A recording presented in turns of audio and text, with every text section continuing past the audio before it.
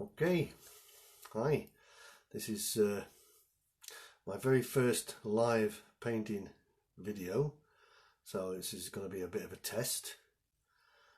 During these tough times I thought I'd do some live streaming video. So what I'm going to do here is I'm going to show you a quick Border Collie oil painting, and it's a 10 by 8 on canvas, or traditional oils on canvas. So I'll show you how I would do it. So let's see how we go on, shall we? I shall change it. I'm working from a photograph in this particular case. Here we go. So unfortunately you can't see my palette at the moment. Why is that dark? That's no good.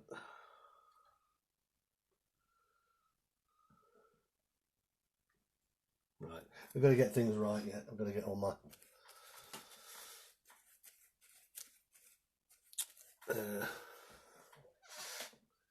paints and colours and the lighting, and get everything right.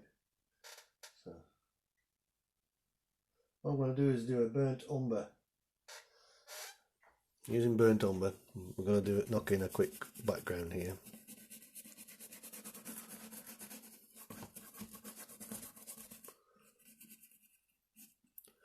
Using oil paint and a little bit of liquid original, just to make it dry quicker and move about a bit easier.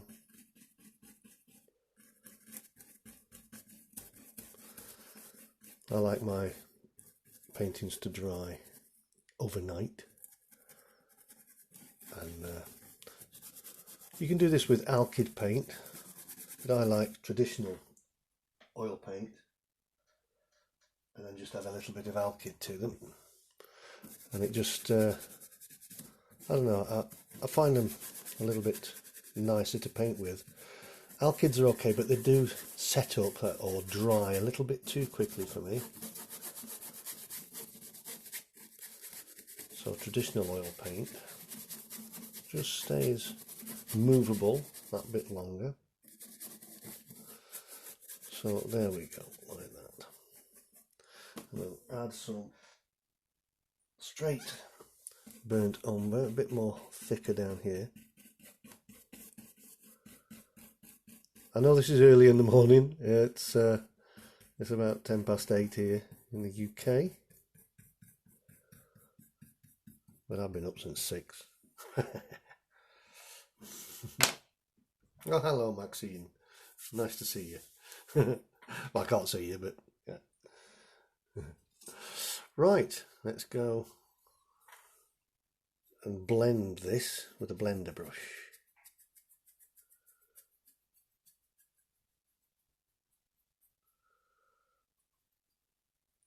Doesn't matter if you go over your drawing, your lines, you know roughly where things are. There we go, that'll do that.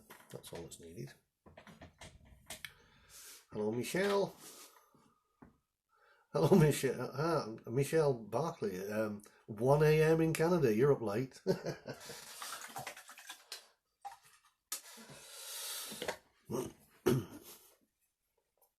Right.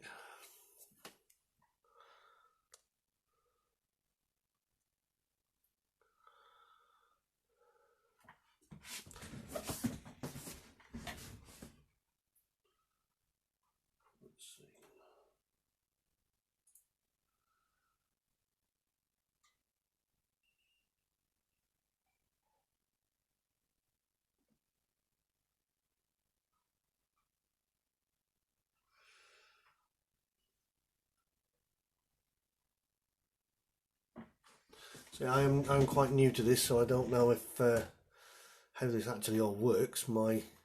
Just checking my screen on my John Silver Fine Arts. Nothing's showing up as being live, but I'm presuming it's going out live because people are here. Can you tell me what it is yet? Right, well, this is a Border Collie Puppy. I'm just starting. You can just see the photo I'm working off there. So I've just done the background. Now, what I'm going to do now is with a little, well, a hog brush now. I'm going to do some dark areas. So with that burnt umber that I've got on my palette, I'll add a little bit of ultramarine and it makes it black. So I'm just going to start doing a few of the details.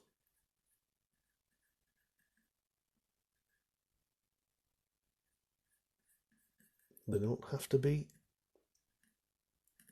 perfect. I'm just knocking in some of the dark areas first. There's not enough ultramarine in that, so I'll just add a bit more to make it black. Burnt umber and black. Burnt umber and black. Burnt umber and ultramarine makes a very nice black colour.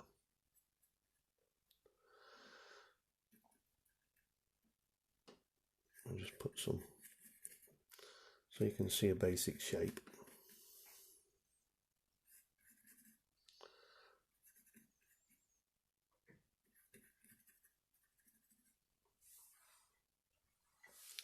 Let's just start knocking in some of these areas.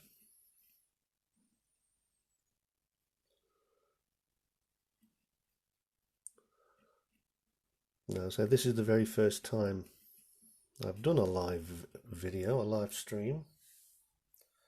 I'm sorry, Michelle. This is oils on canvas panel. Hello, Linda from Australia. 5 p.m. Oh, that's a reasonable hour. My name's John Silver.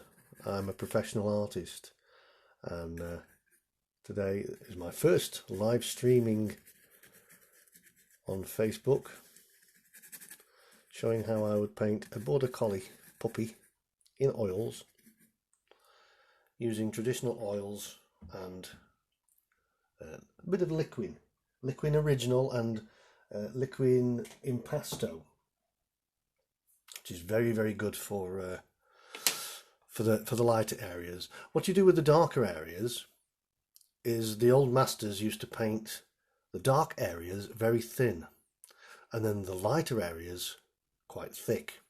So this is how we're going to be doing this now. So let's get some of that black tone. To create my black, I'm using ultramarine and burnt umber. There's no reason why you can't use black. The old masters used to use black. People that say, oh, you shouldn't use black, you should always mix it. No, not necessary. Not necessary at all. You can, there's no problem in using a real black. Lamp black was one of the favourites of the old masters. So what I'm doing now is I'm establishing the dark areas first.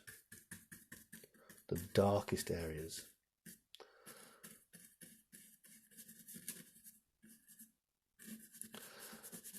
I hope this is coming out okay visually on camera.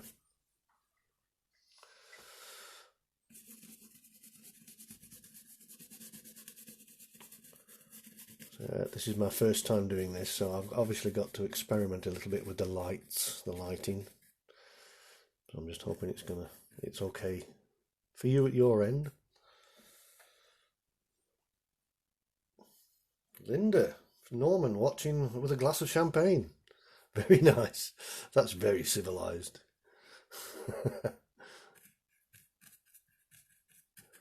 Right, so let's get some.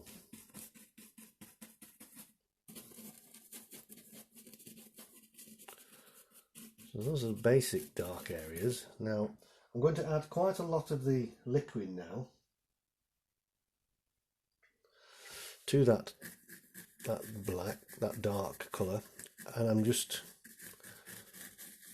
scuffling in, that's a new art term, scuffling, some of the other tones, basically just covering the areas.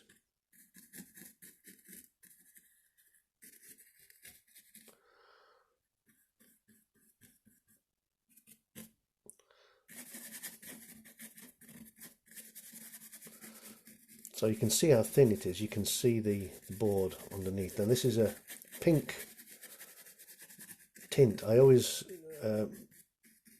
make a burnt sienna and white base underpainting. I'm trying to read your comments as we go along. I'm missing some of them. It's looking far. What's it? I can't make that out. Liquid. No, what is it? It's Liquin. Liquin. It's Winsor & Newton product called Liquin. And this stuff. And just add some of that to the paint. It makes it dry quicker. And then for the thicker areas, you can add some Liquin in Pasto. So it's not liquid, it's Liquin. Right.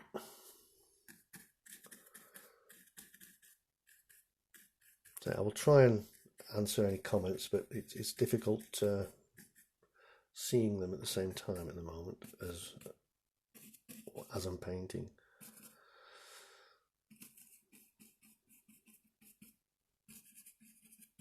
So that's basically that. Now just clean the brush, because I can use the same brush.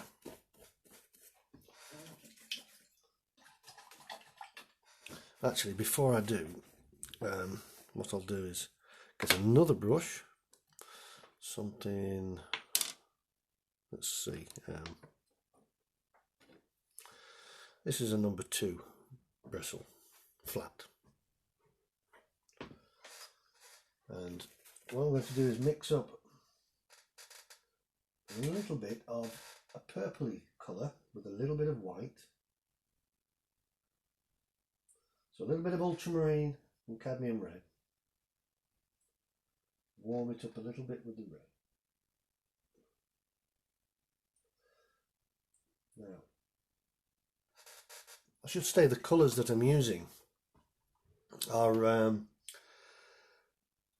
cadmium red, cadmium yellow, burnt umber, ultramarine, and white. I'm using a lead white alternative. You can use titanium white, but it's a very, very basic palette: red, yellow, brown, blue, and white. And that's it. That's all you need. With those primary colours, the yellow, the red, and the blue, you can mix any colour you wish. And the burnt umber is there just to add a little bit of warmth and old mastery type of feel to it. Now with this purple, hello Vanessa, nice to meet you. With this purpley colour, this might be a little bit light.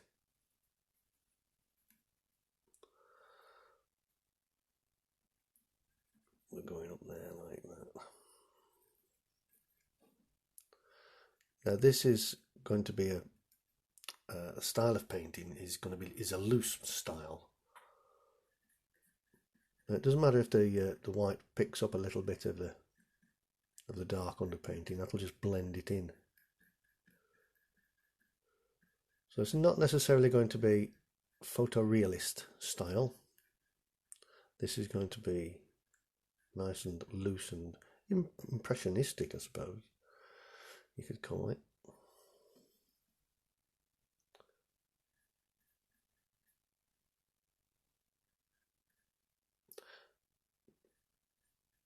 So it's not about the detail. This is all about the accuracy of the paint and the colours that you use to create an effect.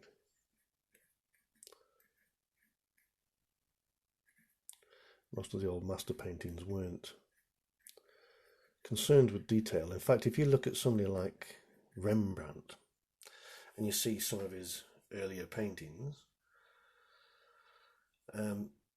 His early paintings, when he was young, I'm on about when he was in his 20s, he painted portraits of people by doing every single hair on their head. I've seen them and they are amazing. Huge, great paintings, the size of a wall. And he would paint every person's hair. Then he realised as he got older, you don't need to do that. So this you can only learn by experience and age, really. Well, back then. So his later paintings were, you could do a whole person's lock of hair with one brushstroke instead of tiny, tiny marks. He'd make one brushstroke, make it look like he'd painted every hair, but he hadn't. So I'm just putting in some little colours, like little tones like this at the moment. Right, now while we've got that, what we're going to do now with this same brush, I'm going to go and get some of that burnt umber and white. Mix the burnt umber with the white, so you've just got a medium sort of a tone. And what we're going to do is put in some of these darker areas in brown. Now this will harmonise with the background, because it's basically burnt umber again with a little bit of the white.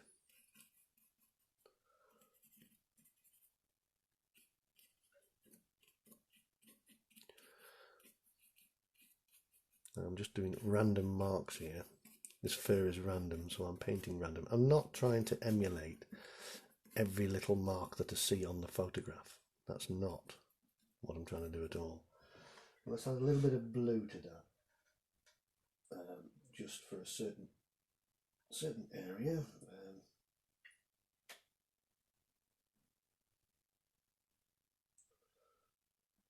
Just to cool it down a little. It's too cool.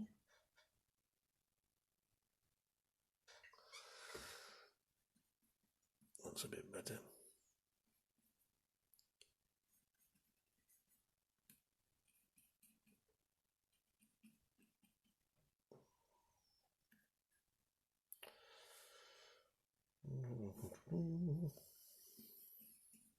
Got your first cuppa of the day, have you, Michelle? Oh, nice. I'm on my first coffee too. Right.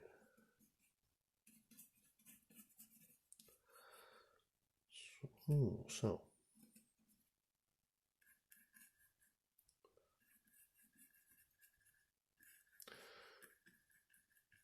And of course, one of the ways you can visualize what you're painting like this in this style is to half close your eyes whilst you're looking at it, and you'll see those sort of basic shapes appearing and to look okay. So now then, same brush, just give it a clean, and now then I'm going to use that burnt umber and white, but just lighten it up a touch with a little bit more white, and add a little bit more of the liquid impasto, which gives it a bit more body. So it's a warm white basically. So just knocking in some basic shapes here.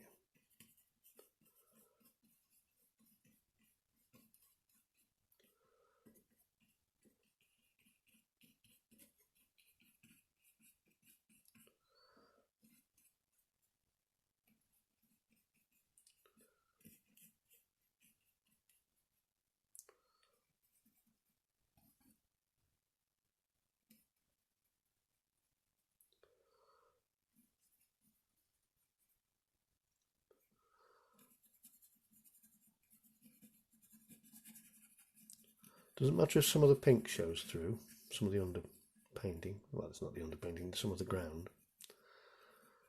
Doesn't matter, that all adds to the charm.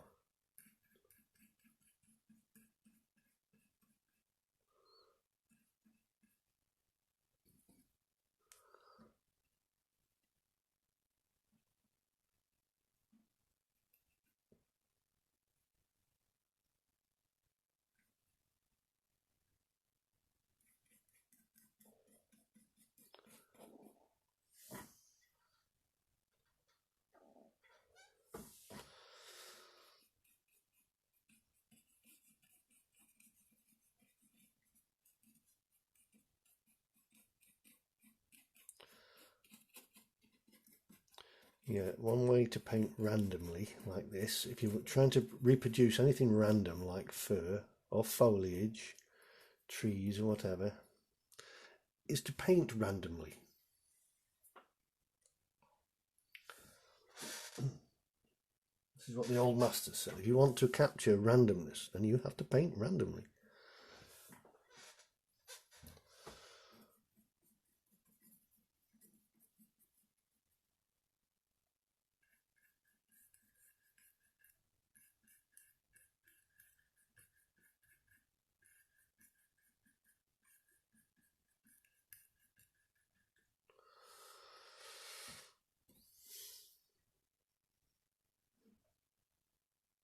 Little shine on the nose there.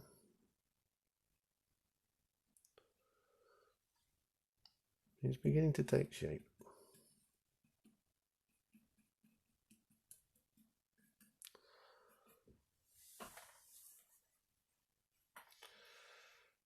Right.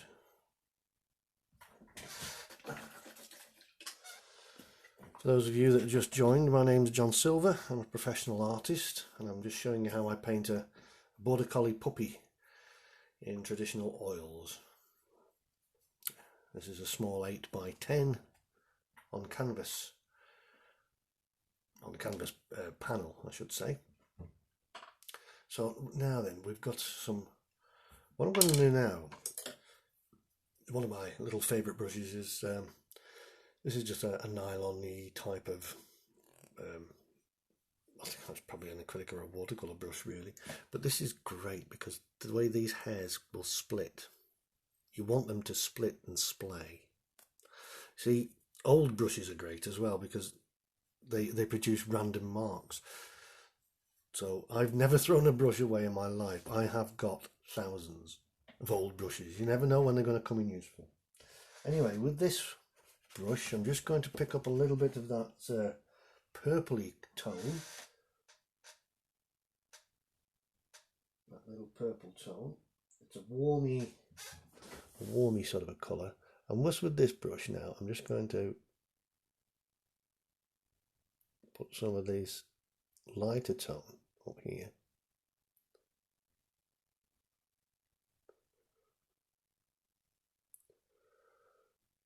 Just where it's just picking up. See how it splays, and it makes it look like you've painted loads of brush strokes. When in fact you haven't. You're letting the brush do the work. You don't have to paint every single hair. Let the brush do the work.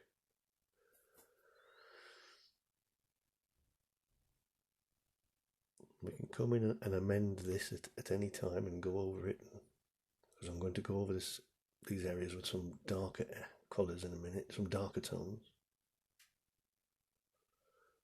And you can just sort of tighten things up as you go along.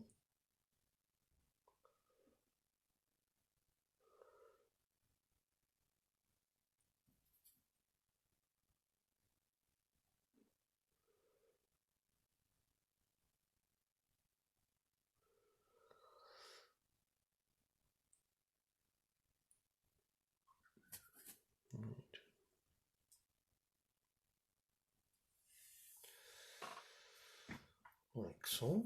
Then, so just go a little bit darker, just a little bit darker for doing some of these. still light enough to show against that background there.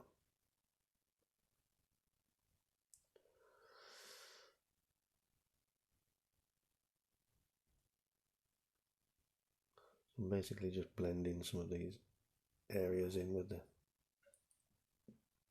where it meets the white of the fur.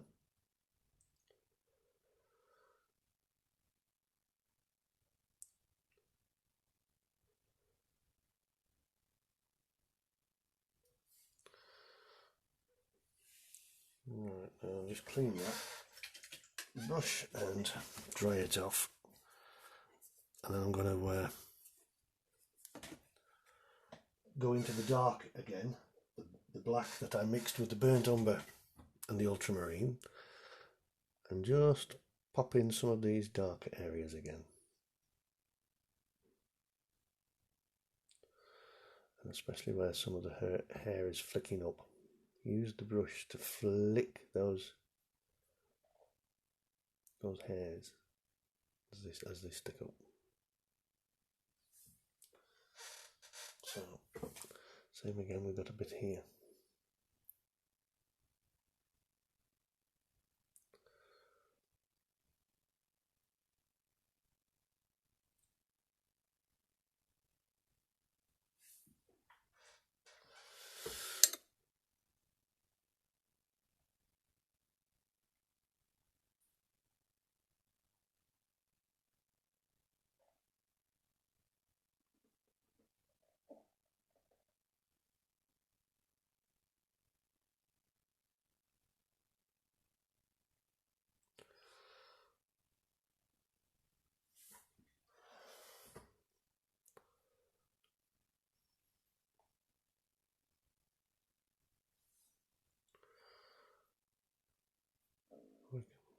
Just start to make these a bit smoother, these areas. We don't do it perfectly smooth.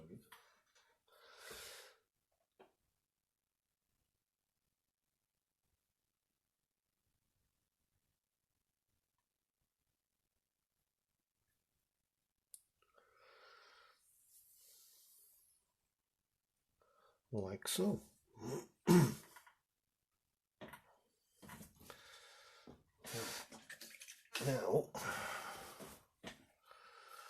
Now we're going to use, well, we're going to go back into the lighter colour with the same brush, just lighten it up just a touch. That's that purpley colour.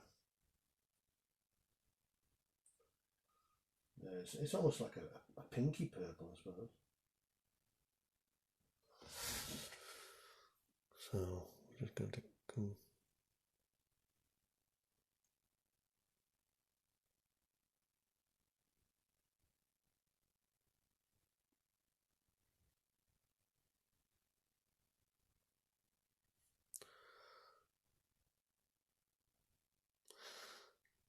Yeah, as I said at the outset, this is my first time doing anything live like this, so you'll have to excuse me if I don't get everything correct, if I'm not doing things the right way with regards to live streaming. But it's a learning process,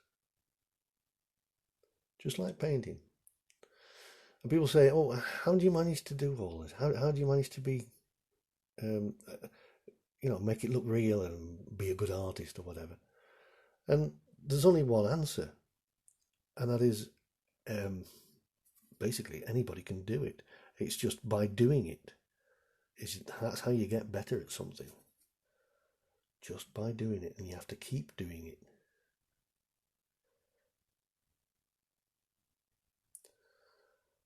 See, my dad couldn't paint to save his life, but he was a fantastic car mechanic. Now, I can't do things like that. I've tried.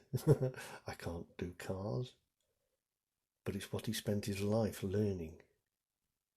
And that's what I've done. I've spent my life learning this. And yes, I went to art college, but I didn't learn anything there. Basically, what I did was graphic design. I should have done fine art, but wasn't sensible enough back in those days to do that. To have realised I should have been doing that. Right, so that blended there. So now we're going to get some of the lighter colours.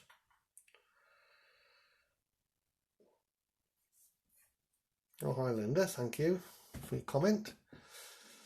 Yeah, I hope it's you can see it okay, what I'm doing.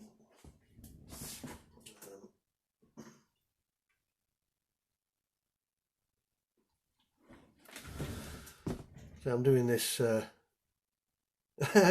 keep talking, okay, Maxine.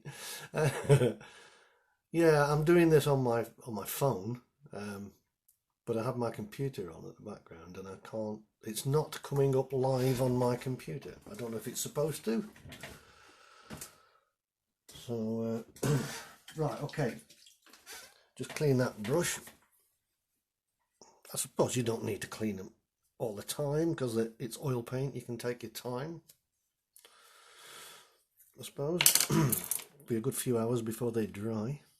So now I'm going to get another hog brush, another small hog brush. This is number 2, flat.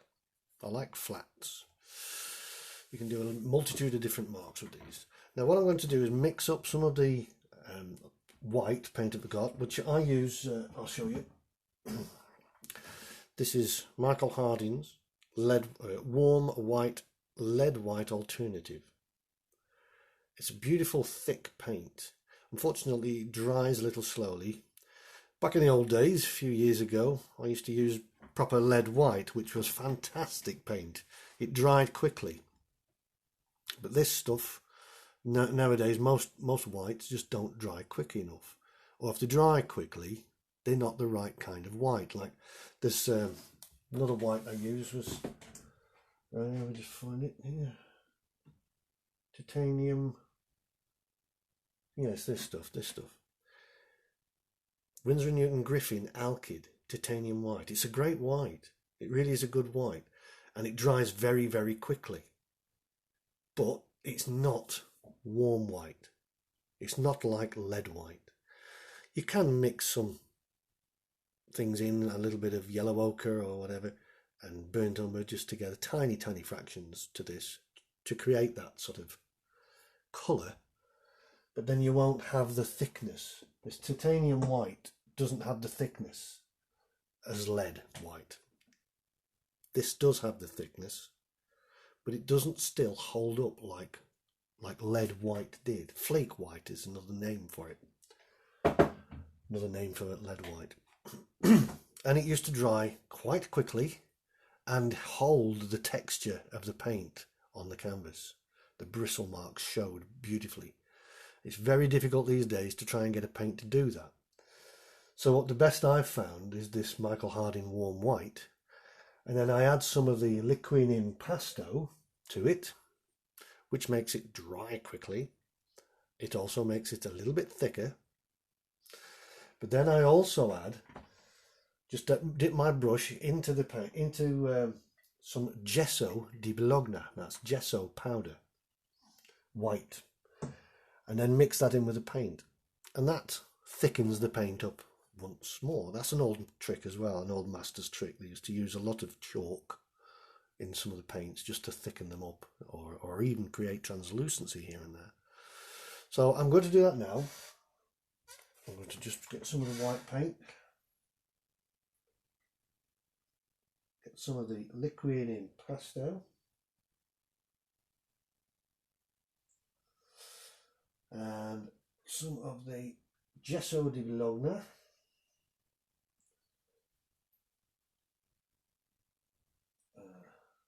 until you've got it the right consistency.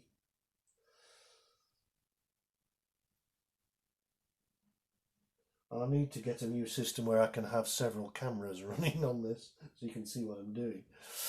So now we have a fairly thick kind of paint. Now it's quite light here. Now what I'm going to do, I'm going to add a little bit of pink to that because it's too white. A little bit of pink warms that white up. Now, and then just apply it. Now, bristle brushes are great for holding their the brush strokes. You can see the brush strokes.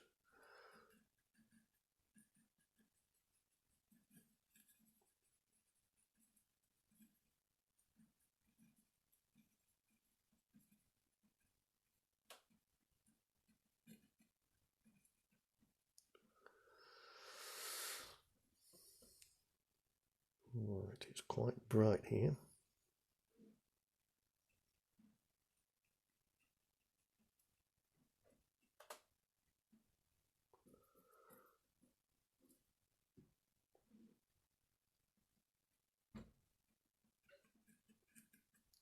Just let those brush strokes show.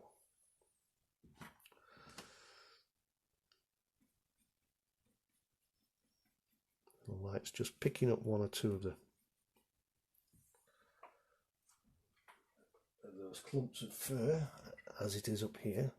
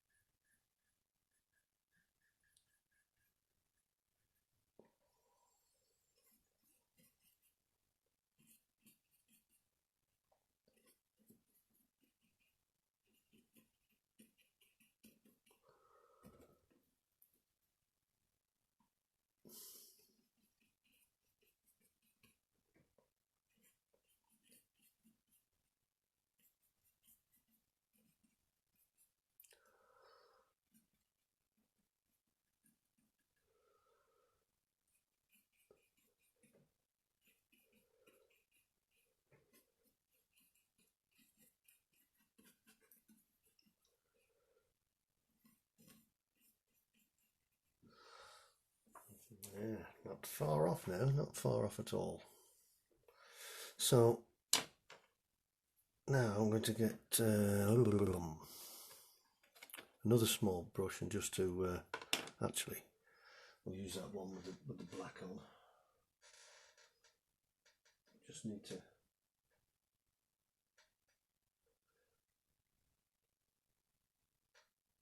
put some darker areas into here. A bit darker. So I'm using quite a limited palette. I'm using burnt umber, ultramarine, cadmium red, cadmium yellow and white, warm white.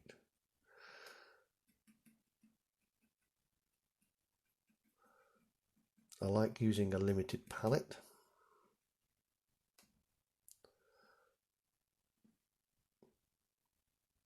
Too many colours can be too confusing. So I would suggest if you to paint with a limited palette if you can. When I was 13, my mother took me to the local art shop and said it was my birthday. She wanted to buy me some oil paints. So she took me into the shop. Now there was a myriad, hundreds and hundreds of different colours of oil painting tubes, and I was just in awe, as you would be. And a Zon palette, Michelle. What's a Zon palette? I've never heard of a Zon or Zorn palette. No, this is called a limited palette with just a few colours. Anyway, I was in this shop and I could have bought hundreds of different colours of paint, and that wouldn't have been the right thing to do. The shop owner was very, very good. He could have sold me loads and loads of things, but instead he's told me just get a red, a yellow and a blue. the three primary colours. So, and with white as well, you can make any colour using those three colours and white. And that taught me a lot. It taught me such a lot about mixing colours, to, you know, to get the right colours. But it's also a limited palette when you think about it. It's just the three primary colours and white. Now what I do is I add a burnt umber to that palette as well, just to give me a little bit of warmth. I could actually mix a burnt umbery sort of colour using the three colours, because the orange, sorry, the red and the yellow mixed together will give you orange, and you add just the right amount of blue to it and it'll give you a brown. So you don't actually need the burnt umber, but it's just a bit easier for me. This is my palette and this is how I work. Yes, Michelle Barkley, getting looser. Yes, it is. It is hard. For years I painted photorealistically and I could do it quite well. I won awards and all sorts of things. But as you get older, you begin to realise that painting every detail is not necessary. All you need is the detail in the right place. You don't have to paint the hair, every single hair on a dog. You just have to make sure it's the whole thing is accurate, and that the detail is put where you want the people to look. Now in this case it's going to be the eye and the nose and the muzzle area.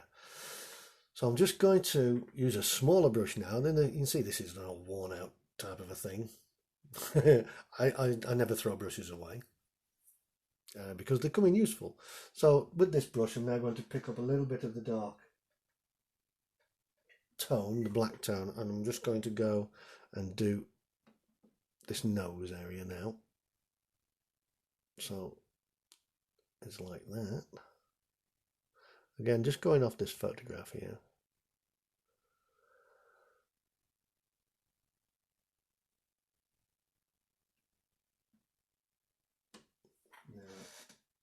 There's always a little bit of a black.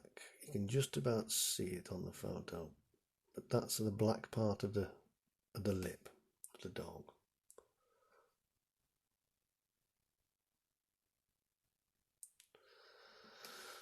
I've been painting Border Collies for years, decades, in fact.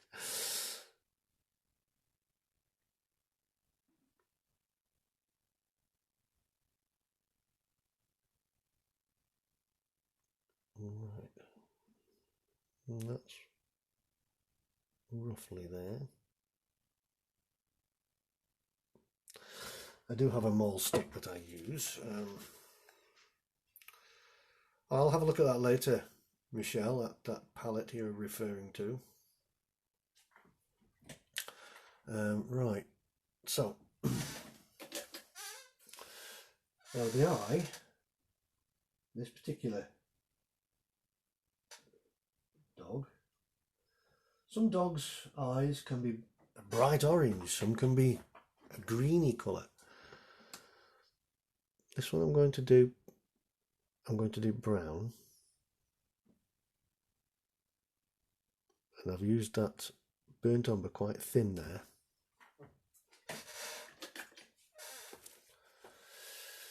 Now I'm going to pick up a little bit of the warm white, which is like a purpley colour, and I'm just going to, you don't have to paint exactly the colours that you're looking at on a photo. You want it to harmonise with the colours on the painting. Unless it's specific colours, of course. You know, if you've got a red setter, you're not going to paint it blue. Well, you could do. Some people do. Right. So that's just laying in some of those little areas. Don't be afraid to use your finger either to move things around. Fingers are great to use on a painting. Titian used to, by the end of his years, in his 90s, he was actually painting with his fingers instead of brushes. And they were fantastic paintings. Right, now I'm just going to get a little bit of the red and the yellow, make an orangey colour, and add a touch of the burnt umber just to tone the orange down.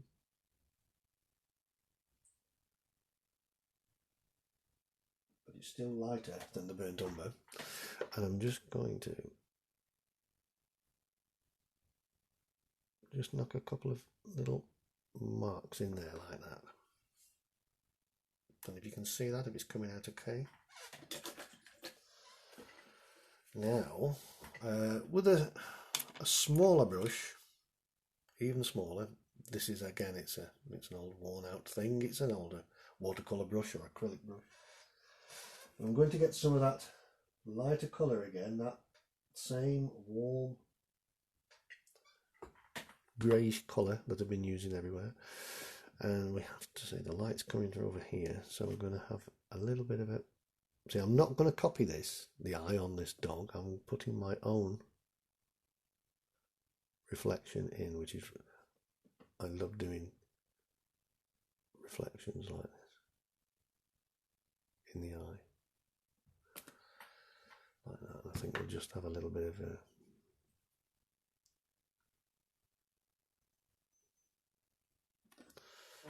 now clean that brush, and this time we're going to pick up some of the pure white,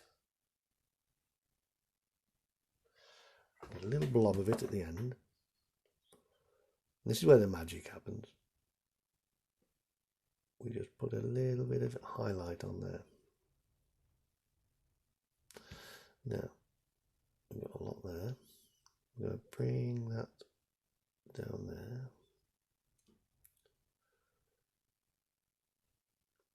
There's a little highlight there.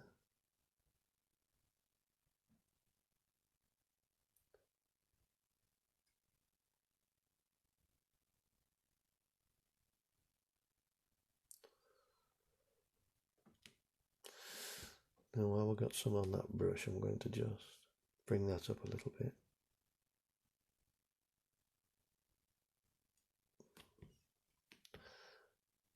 Bring that up a little bit, put a little dot there.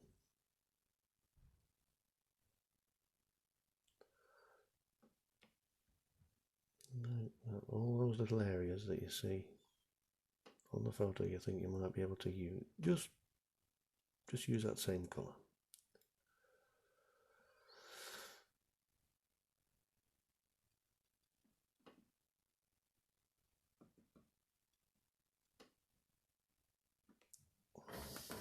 Like that. And I think that's the colour in the eye, the orangey browny colour. I'm just going to lighten up a little bit more because I like to do this just here, like that.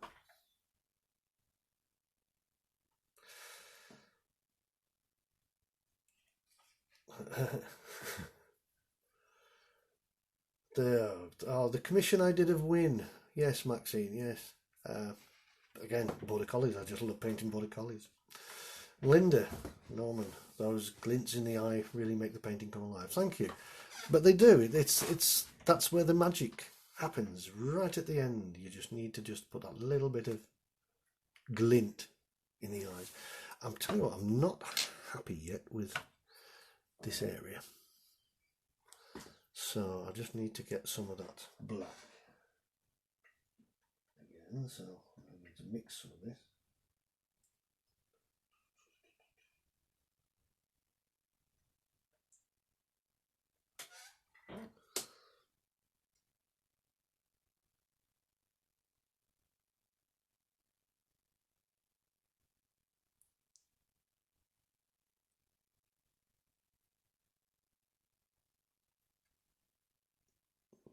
It's a little bit better.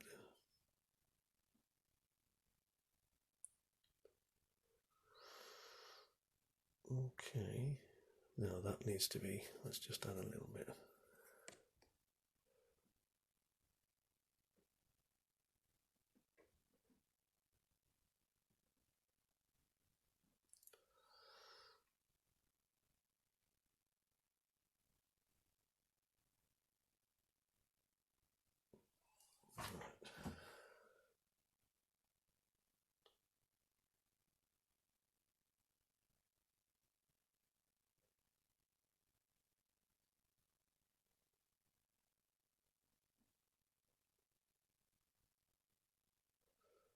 So we're just fettling now. Just doing. Let's just pick up a little bit of that white there.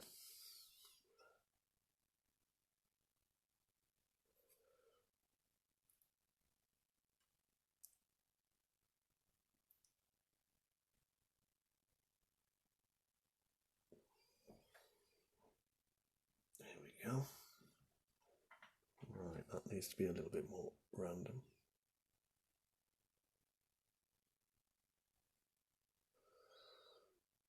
No, we need some more of that black. It's looking too uniform up there.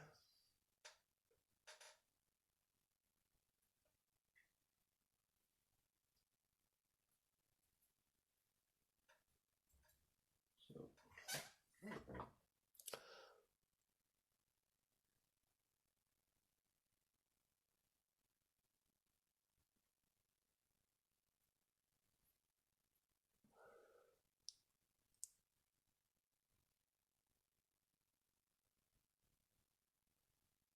Too bright, that is. There we go. Right. Where's my little? Just had a little bit of paint splatter on that background, so we'll just take that in. We'll get some of that burnt umber, actually.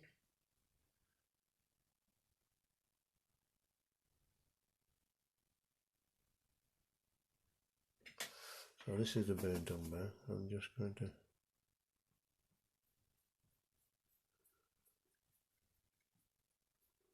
bring that in a little bit there.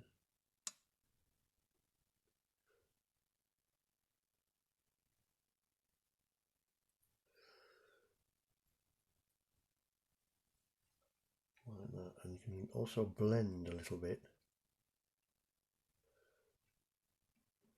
so that this dark part of the fur is blending into the background. Sorry, I'm watching, I'm painting with a paintbrush in my mouth, that's why I was talking funny. Right, so now I think also while we've got some of that brown, let's just get a bit on this brush here. I'm not happy with the shape of that.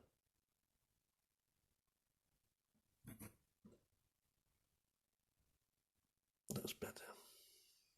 That is better. Let's get some more of that white and just make that a bit brighter.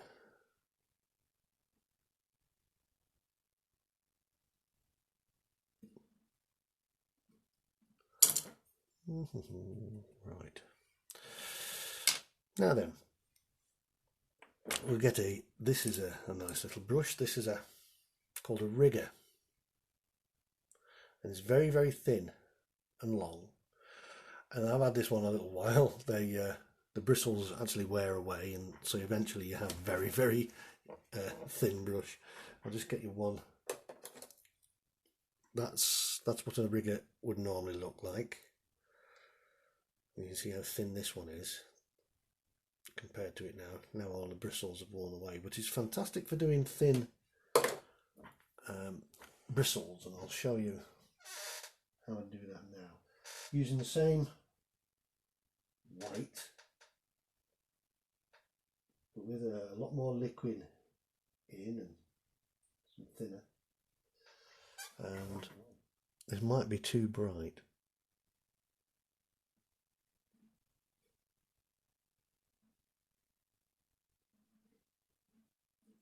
No, the brown's taking it down a bit, that's nice.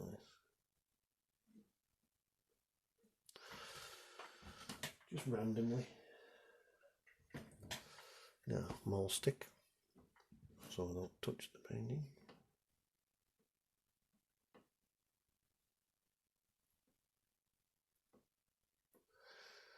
Now, do you know why this brush is called a rigger? Here's a little history lesson for you.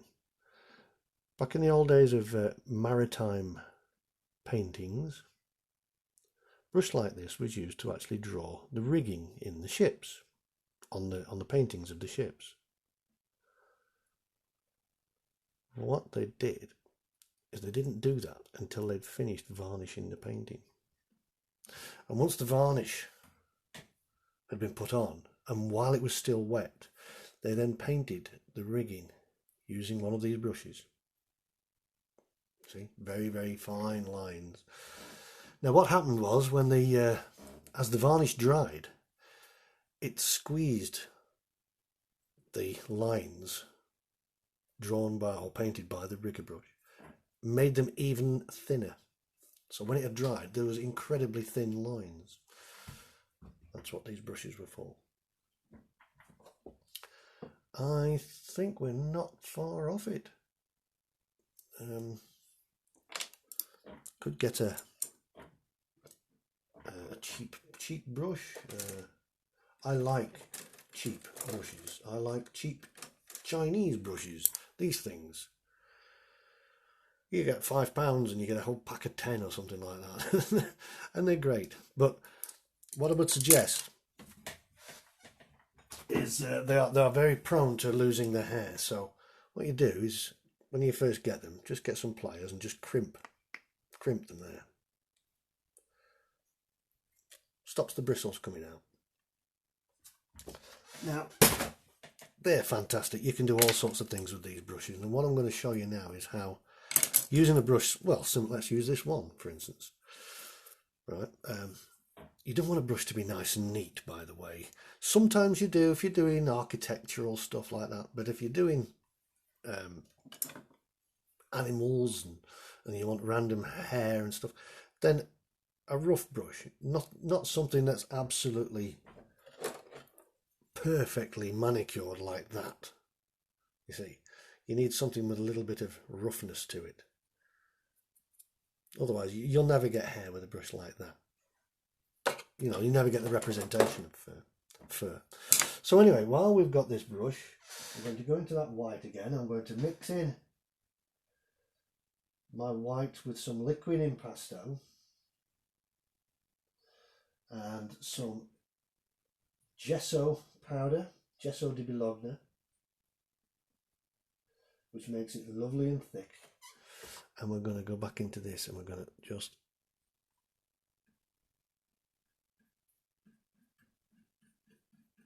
lay it on thick.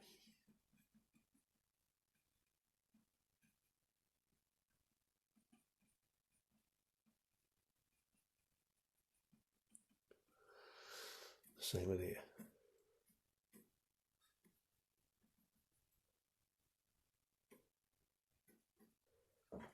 Just pick some up on the end of the brush and just let the paint do the work.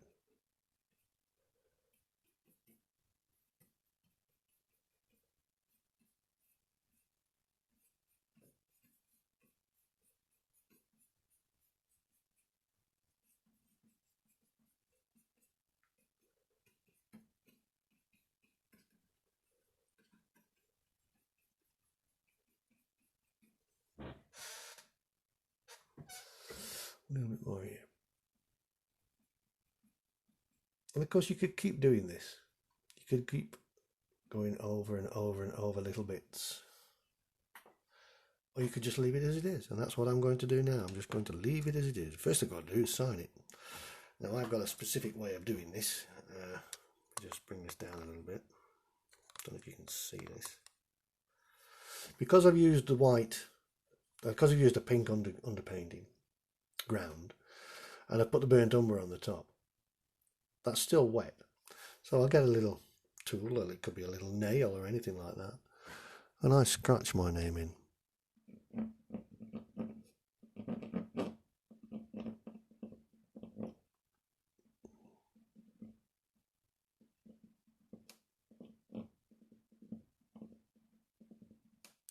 And there, it's done. I think that's called sgraffito. I think it is. You can actually use this, and I do sometimes, just scratch in.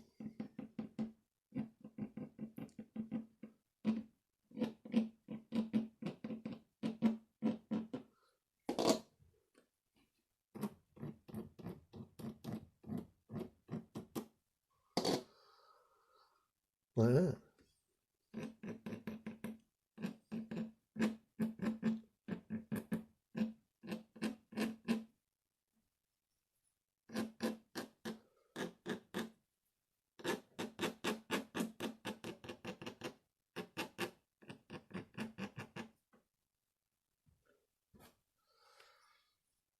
Right, there we go. Finished. One Border Collie painting. What the time? So that's taken about an hour, something like that. Anyway,